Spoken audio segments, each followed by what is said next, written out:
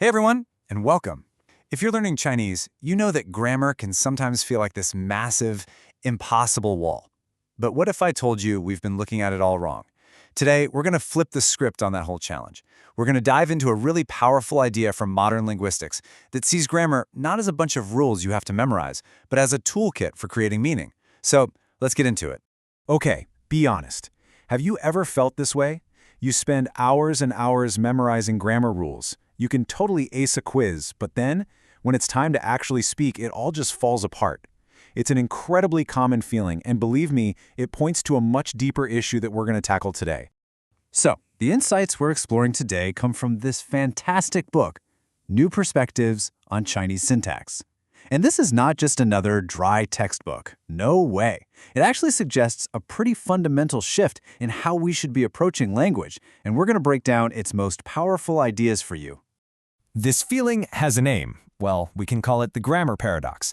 It's this weird situation where the more rules you learn, the less you feel like you can actually speak freely. You have all this knowledge, but you just can't seem to turn it into a practical skill. It's like having a toolbox full of really advanced tools, but you have absolutely no idea how to build anything with them. And here's the big reveal. The problem isn't that Chinese grammar is impossible, or that the rules themselves don't make sense. The real issue is our perspective. We've been taught to see grammar as this rigid cage of instructions, when it's a dynamic key that unlocks real communication. And that brings us to the core concept that really changes everything, the relationship between form and function. You know, once you truly grasp this distinction, that's when the walls start to come down. Let me use a metaphor I really love. Think of form as an architect's blueprint. It's the structure, the rules, where the walls go. It's the raw bones of the language. But function, well, that's the lived-in house. It's how those rooms are actually used for cooking, relaxing, talking with people. See, form is the structure, function is the purpose. So, the crucial point is this, and it's really the heart of the book. Language is a tool. A blueprint, on its own, is pretty useless if no one ever builds the house, right? And in the same way, grammar rules are just abstract ideas until you use them to share something, to communicate with someone. You absolutely need both to become fluent. The book builds this understanding really systematically across three core sections. You can think of them as the foundation, the framework, and the interior design of our language house. So let's start with the foundation. Part 1 is all about those foundations. Before you can build a house, you have to know your materials. And in language, our materials are, of course, the words themselves. This all starts with what we call word classes. Now, these are the basic categories you're probably familiar with: nouns, verbs, adjectives. But the key insight here is to see them not as lists to memorize, but more like job descriptions. A word's class tells you its basic function and what it can and can't do in a sentence. It shows you what it's capable of. Okay, so once we understand our materials, our word classes, Part 2 shows us how to start putting them together. This is where we go from just having individual bricks to actually building walls and rooms. We're forming real, meaningful sentences. And in this part, the book breaks down the essential blueprints for communication.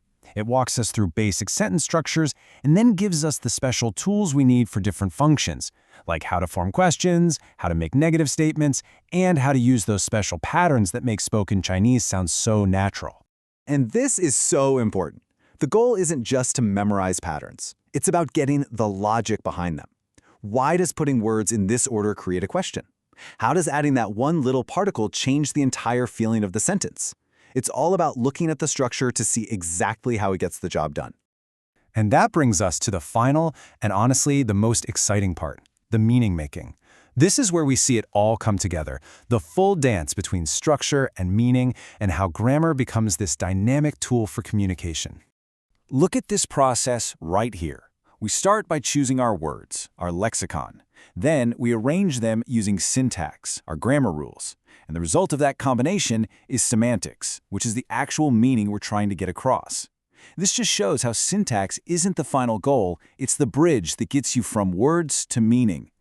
So, when we put all these pieces together, we find ourselves with a totally new key. The big takeaway is this.